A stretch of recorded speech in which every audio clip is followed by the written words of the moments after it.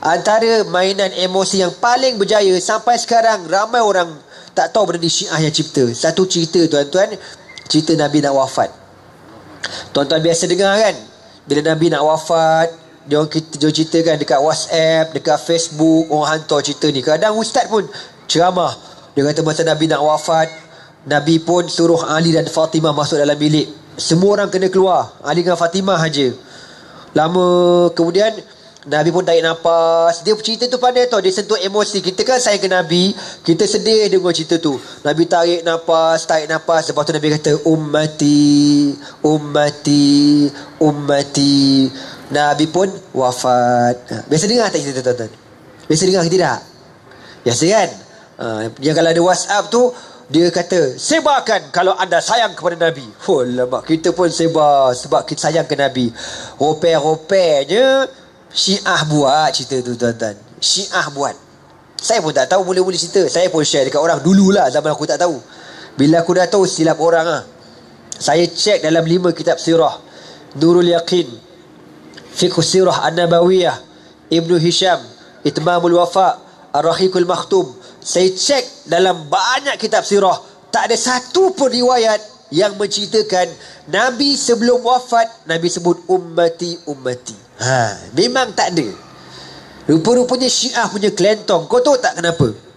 Sebenar punya versi tuan-tuan, cerita yang sebenar yang sahih, yang dalam 5 kitab sirah dan kitab sirah yang lain cerita, Nabi wafat di dalam rumah Aisyah radhiyallahu taala anha.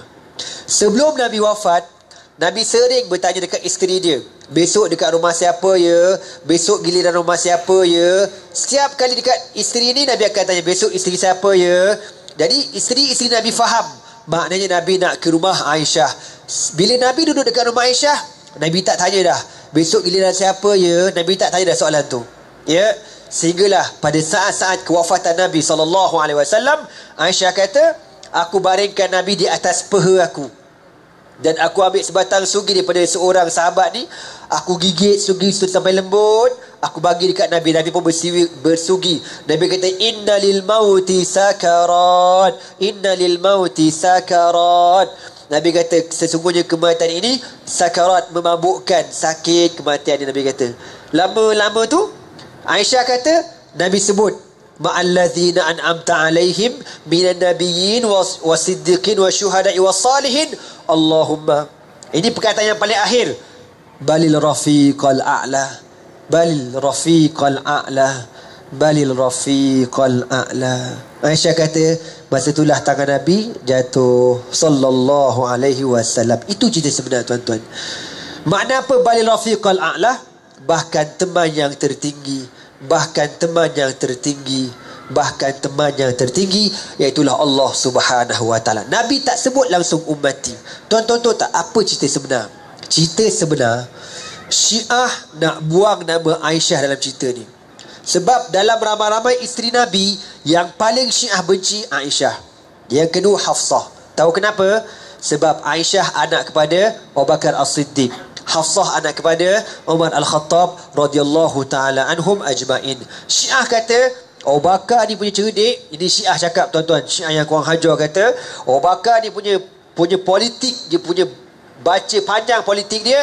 Dia dah awal-awal lagi nak lobby jawatan khalifah dengan cara dia kahwinkan anak dia dengan Nabi. Ini celaka punya Syiah tuan-tuan. Jadi dia nak padamkan cerita ni, dia buang nama Aisyah, dia kata Ali dan Fatimah radhiyallahu taala anhum ajmain. Jadi tuan-tuan, saya nak pesan sekali lagi, kalau tuan-tuan dengar ada orang cerita ummati, Nabi nak sebut, Nabi nak wafat, Nabi kata ummati, ummati, tu Syiah punya cerita. Jangan percaya, jangan percaya. Memang confirm Syiah buat tuan-tuan cerita tu. Yang sahihnya Nabi sebut balil rafiqal a'la, bal rafiqal a'la, bahkan teman yang tertinggi, bahkan teman yang tertinggi.